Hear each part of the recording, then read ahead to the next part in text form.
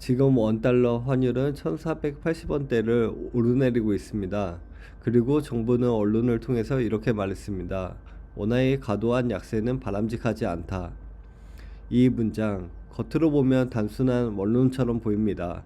하지만 이건 신호입니다. 정부가 더 이상 방관할 수 없는 선을 넘었다는 신호. 오늘은 이 신호가 무엇을 의미하는지, 그리고 우리는 어떻게 살아남아야 하는지를 말씀드리겠습니다. 정부가 선택한 방식은 구두 개입이었습니다. 구두 개입이 뭐냐고요? 실제로 달러를 팔아서 환율을 낮추는 게 아니라 말로 시장에 경고를 보내는 겁니다. 우리 지켜보고 있다. 너무 올리지 마라. 구두 개입 직후 환율이 20원 가까이 급락했습니다. 정부 발표가 효과를 본 걸까요? 아닙니다. 이건 쇼 커버링입니다. 쉽게 말하면 이렇습니다. 환율이 계속 오를 거라고 베팅한 사람들이 많았습니다. 정부가 개입 신호를 보내자 위험하다 싶어서 베팅을 회수한 겁니다. 한꺼번에 베팅을 되돌리니까 환율이 잠깐 급락한 거죠. 그리고 더 중요한 뉴스가 나왔습니다. 정부와 국민연금이 전략적 환해지 태스크포스를 구성했습니다. 환해지가 뭐냐고요? 국민연금은 해외 주식, 채권에 엄청난 돈을 투자하고 있습니다. 이 돈은 달러로 되어 있죠. 환해지는 이 달러를 팔아서 원화로 바꾸는 겁니다. 국민연금이 달러를 팔면 시장에 달러 공급이 늘어납니다. 달러 공급이 늘면 환율이 내려가죠. 단기적으로는 환율을 잡는 효과가 있습니다. 하지만 문제가 있습니다. 환율이 계속 오르면 국민연금은 손해를 봅니다. 달러로 가지고 있으면 가치가 올라가는데 미리 팔아버렸으니까요. 그래서 이건 쉽게 쓸 수 없는 카드입니다. 그런데 TF까지 만들었다? 이건 환율 상황이 심각하다는 뜻입니다. 최근 기사를 자세히 읽어보면 이런 단어들이 반복됩니다. 유연하게, 탄력적으로, 위임 범위 확대. 이게 무슨 뜻일까요? 국민연금 환해지가 얼마나 위험한 카드인지 정부 스스로 인식하고 있다는 뜻입니다. 그리고 더 중요한 문장이 있습니다. 시장 참여자들이 국민연금의 전략적 환해지를 미리 예측하고 행동한다. 이 말은 이미 시장이 연금 개입 가능성을 전제로 움직이고 있다는 뜻입니다. 이제는 돌발적인 대응이 아니라 예측 가능한 관리 국면으로 들어선 겁니다. 쉽게 말하면 이겁니다. 정부는 환율을 낮추려는 게 아니라 폭주를 막고 시간을 벌고 있는 겁니다.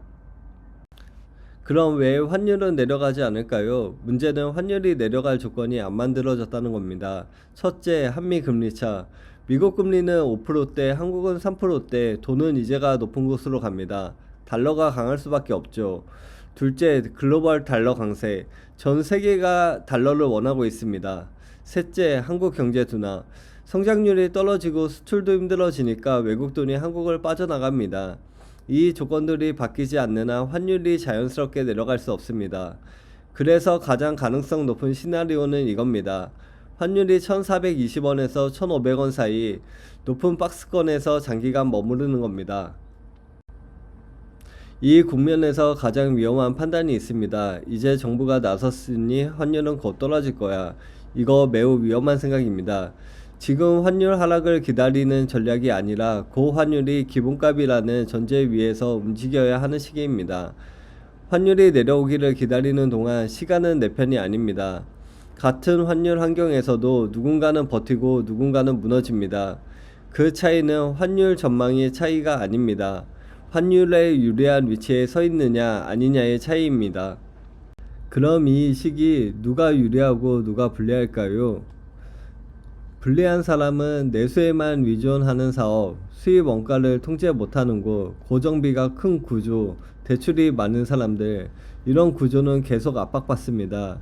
유리한 구조로는 달러 수입이 있는 사람, 해외 노출이 있는 사람, 원가를 미리 고정할 수 있는 구조, 현금 흐름이 안정적인 사람, 이런 사람들은 유리한 구조를 가지고 있습니다. 그래서 중요한 선택은 큰 수익을 노리는 베팅이 아닙니다. 고환율 상태에서도 끊기지 않는 현금 흐름을 만드는 겁니다. 지금은 자산을 불리는 국면이 아닙니다. 현금을 지키고 흐름을 유지하는 생존 국면입니다. 개인이 가장 먼저 해야 할 선택은 회복을 기다리는 게 아니라 구조를 조정하는 겁니다. 구체적으로 과거 환율의 기준을 버려야 합니다. 환율 1200원의 시절의 계산법은 이제 안 통합니다. 지금의 1400원, 1500원을 기준값으로 다시 계산해야 합니다. 둘째, 고정비를 줄여야 합니다. 매달 나가는 돈을 최소화해야 합니다. 월세, 구독료, 고정지출 모두 다 재점검해야 합니다. 셋째, 방향전환이 가능한 상태를 계속해서 유지해야 합니다. 한 가지에 올인하지 말고 언제든 움직일 수 있는 유연성이 생존력입니다. 넷째, 대출을 줄여야 합니다. 금리가 높은 상태에서 대출은 목을 조릅니다. 환율은 단순한 숫자가 아닙니다. 이 나라가 얼마나 버티고 있는지를 보여주는 체온계입니다. 지금 한국의 회복이 초입에 서 있는 게 아닙니다. 고환율이라는 현실 속에서 충격을 최소화하며 시간을 벌고 있는 관리 국면 한가운데에 있습니다.